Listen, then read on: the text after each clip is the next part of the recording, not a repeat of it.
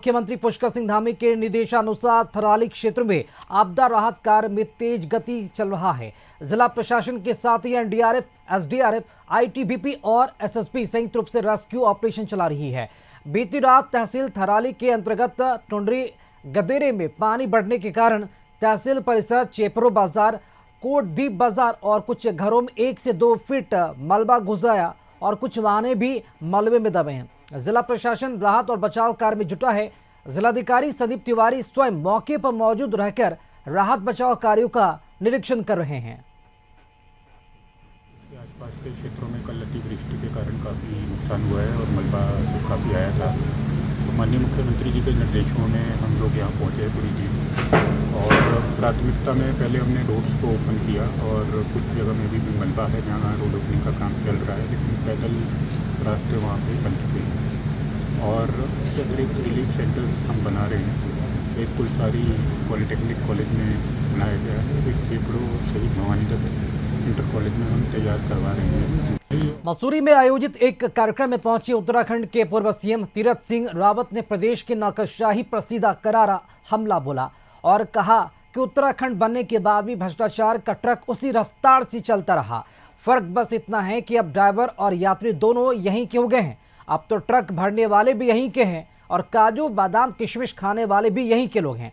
पूर्व सीएम ने सुझाव दिया कि उत्तराखंड के विकास के लिए नेताओं, अधिकारियों, कलाकारों और समाज के सभी वर्गों को मिलकर काम करना होगा। ईमानदारी और जनसेवा का भाव ही उत्तराखंड को आगे ले जा सकता है, वरना आंदोलनकारियों की कुर्बानियां व्यर्थ जाएंगी।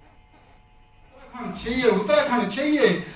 उत्तर प्रदेश की कुछ संस्कृति से अलग हो, कानून व्यवस्था लचे रहे, मेरे यहाँ ठीक हो, मेरी संस्कृति बची रहे, मेरा पर्यावरण ठीक रहे। क्या हमको दिखता है किसके लिए उत्तराखंड मांगा?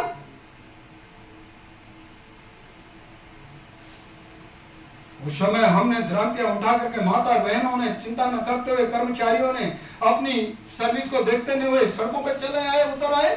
नौजवान पढ़ाई की चिंता न करते हुए सड़कों पर चला आया। कोदा जमोरा खाएंगे, उत्तराखंड बनाएंगे। नैनीताल जिला पंचायत अध्यक्ष चुनाव में कांग्रेस विधायक दल के साथ अभद्रता के बाद हल्द्वानी में कांग्रेस विधायक सुमित हृदयेश का गनर हटा दिया गया है, लेकिन सुमित हृदयेश ने नया गनर लेने से भी इनकार कर दिया। कांग्रेस विधायक का आरोप है कि एसएसपी नैनीताल की निगरानी में मुझ पर हमला होता है और किडनैपिंग कांड होता है और अब पहले वाले गनर को हटाकर अपने जासूस हमारे साथ लगाना चाहते हैं, जो कि हम नहीं होने देंगे।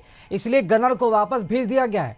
कांग्रेस विधायक सुमित हृदयेश का सीधा आरोप है, यदि उनके साथ किसी भी प्रकार की कोई भी घटना घटती है तो इसकी जिम्मेदारी राज्य सरकार और नैनीताल जिले के कप्तान पर होगी। भरपूर उसने मेरी सुरक्षा करी, मेरे को खूब बचाया और वो बहुत मेरे बिल्कुल घर का जैसे एक सदस्य होता है उस तरीके से यहाँ पे परिवार की तरीके से रहता है और मुझे उस पर भरोसा है और मेरी सुरक्षा उसके हाथों में है, तब मेरे को भरोसा है। इन पे मेरे को कतई भरोसा नहीं है, इनकी नीयत मेरे को बिल्कुल ठीक नहीं लग रही है और मेरे साथ अगर कुछ भी होता है उसकी जिम्मेदारी नैनीताल पुलिस के कप्तान की, नैनीताल पुलिस की और इस राज्य की सरकार। दूसरा गनर क्या भेजा है इन्होंने? उन्होंने दूसरा गनर भेजा, मैंने उसे बाहर वापस भेज दिया, वो इनका एजेंट बन गया है। जी क्या कहेंगे कि आपका गनर हटाया गया, यशपाल जी का भी गनर? यशपाल जी का गनर सस्पेंड करा है उन्होंने, खाना पूर्ति कर रहे हैं, सीओ को हटा रहे हैं, एसओ को हटा रहे हैं।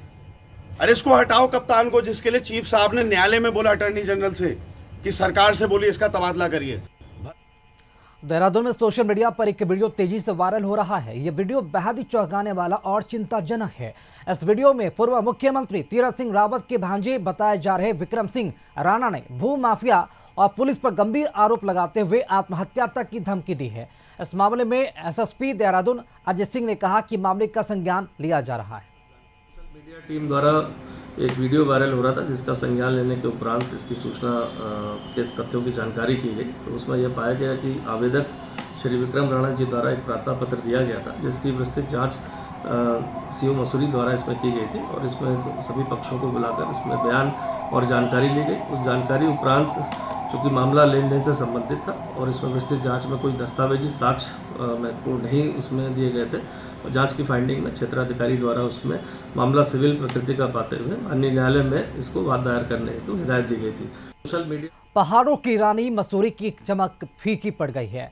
हाल ही में हुई भारी बारिश ने माल रोड समेत कई सड़कों को बुरी तरह क्षतिग्रस्त कर दिया है। उखरे, कोबल स्टोन और गड्ढों से पर्यटक और स्थानीय लोग दोनों परेशान हैं और इस बदहाली पर बीजेपी मंडल अध्यक्ष राजित अग्रवाल ने नाराजगी जताई और उन्होंने सीधे कैबिनेट मंत्री गणेश जोशी से शिकायत की। मंत्री ने तुरंत संज्ञान लेते हुए अधिशासी अभियंता जितेंद्र त्रिपाठी की टीम को मौके पर भेजा। निरीक्षण के बाद मॉल रोड पर मरम्मत कार्य शुरू करवा दिया गया। अधिकारियों ने ठेकेदार को निर्देश दिए हैं कि उखरे हुए कोबल स्टोन्स को जल्द से जल्द ठीक करे वरना कार्रवाई होगी। खराब की स्थिति नहीं है क्योंकि मैक्सिमम जगह पर सड़क ठीक है, दुरुस्त स्थिति में है, लेकिन यहाँ पर विभिन्न एजेंसियाँ लगातार लोग सर्विस कनेक्शन के लिए कटिंग करते रहते हैं और उसमें रिपेयर की आवश्यकता रहती है। उससे सड़क और जगह डैमेज होती है, कमज़ोर पड़ती है। ये सारी दिक्कतें बरसात में आई हैं क्योंकि एक जगह किसी ने कनेक्शन के लिए लिया तो उसके यहाँ पर दूर तक जाता है, लेकिन इसको हम लोग लगातार अटेंड भी करते रहते हैं और अभी जो दिक्कत आई है इसे कॉन्ट्रैक्टर के ही खर्चे पर रिपेयर करा दिया जाएगा। जो मसूरी के अंदर सिलुड़ी की सड़कें हैं वो ज़्यादातर सड़कों की स्थिति ठीक है। कहीं कहीं पर जैसे पटरी में दिक्कत आई है कोबल को, उसको हम रिपेयर करा रहे हैं।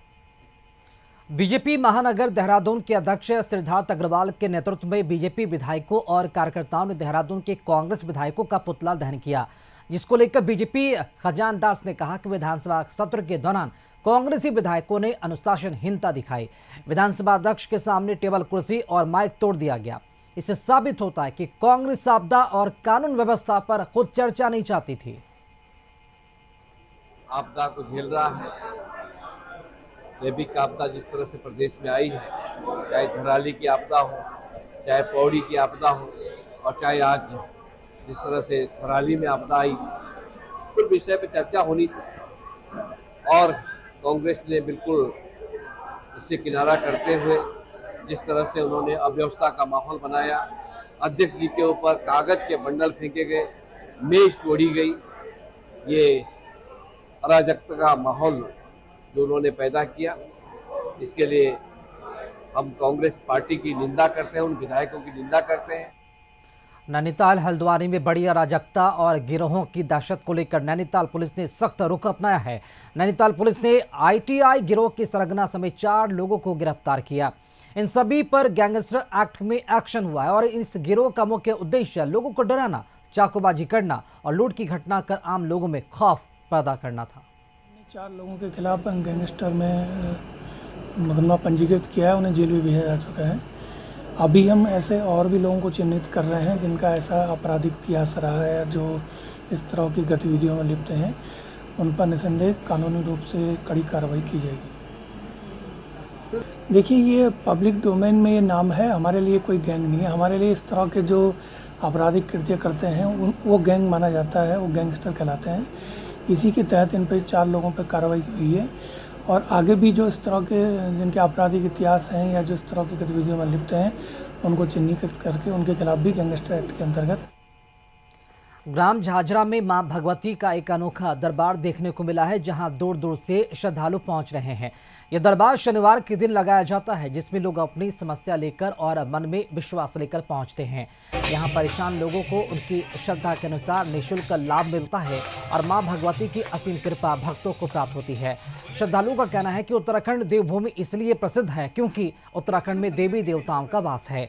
यहाँ उत्तराखंड, उत्तर प्रदेश, नेपाल, हिमाचल और अन्य राज्यों से भी लोग अपनी परेशानी लेकर पहुंचते हैं और उन्हें विश्वास भी है कि यहाँ उनकी समस्याओं का समाधान हो रहा है।